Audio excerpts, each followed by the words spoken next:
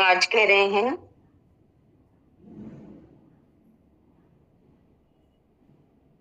तू ब्राह्मण आदि वर्ण नहीं है और ना तू किसी आश्रम वाला है,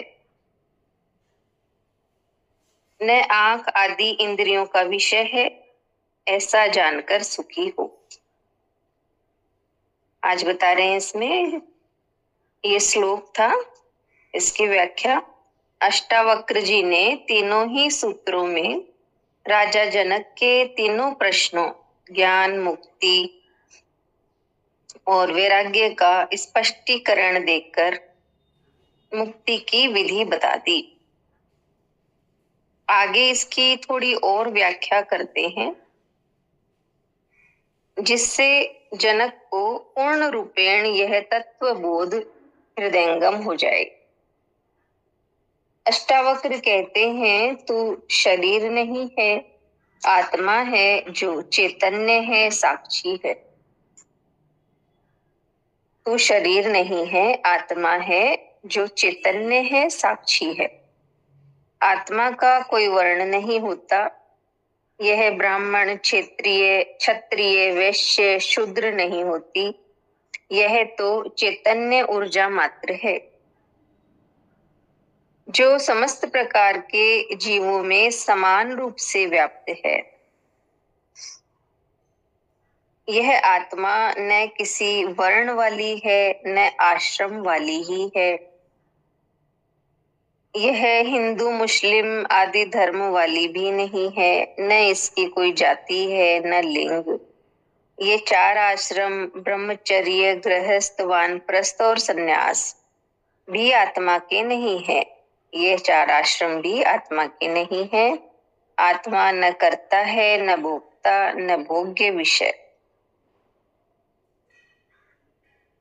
इन तीनों से परे असंग, निराकार और विश्व का साक्षी मात्र है। इन तीनों से परे यानी कर्ता, भोक्ता और भोग्य, इन तीनों से परे है आत्मा। इन तीनों से परे असंग, निराकार और विश्व का साक्षी मात्र है, केवल दृष्टा है।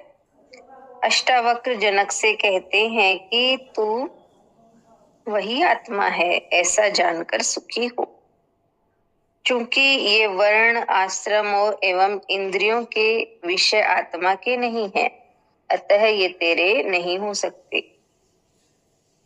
इन वर्णाश्रम के धर्मों को मानने का विधान केवल अज्ञानियों के लिए है।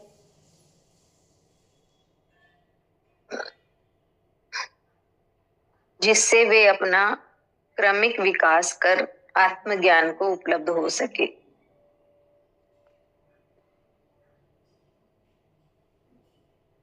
इन वर्णाश्रम के धर्मों को मानने का विधान केवल अज्ञानियों के लिए है, जिससे वे अपना क्रमिक विकास कर आत्मज्ञान को उपलब्ध हो सकें। अष्टावक्र जनक को आत्मा के वास्तविक स्वरूप का ज्ञान कराते हुए कहते हैं, तू इसे जान ले और अभी सुखी हो। इसमें देर होती ही नहीं। यह नकद धर्म है, उधार नहीं है कि आज कर्म किया और अगले जन्म में फल मिलेगा। यह नकद धर्म है, उधार नहीं है कि आज कर्म किया और अगले जन्म में फल मिलेगा। कुछ धर्म कहते हैं यह कलयुग है, यह पंचम काल है, इसमें मुक्ति होगी ही नहीं।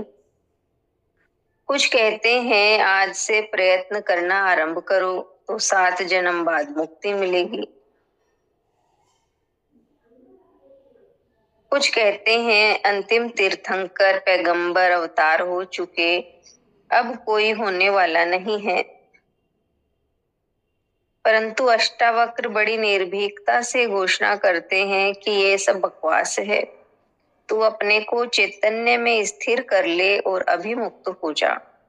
ऐसी घोषणा कोई भी महापुरुष या अवतार गुरु नहीं कर पाए।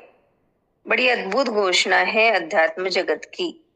दीपक जलते ही जैसे एक क्षण में अंधेरा गायब हो जाता है, उसी प्रकार आत्मज्ञान के प्रकाश में अज्ञान रूपी अंधकार एक क्षण में विलीन हो जाता है। सारी भ्रांति मिट जाती है, केवल बोध पर्याप्त है। इतना ही है। अष्टावक्र जी।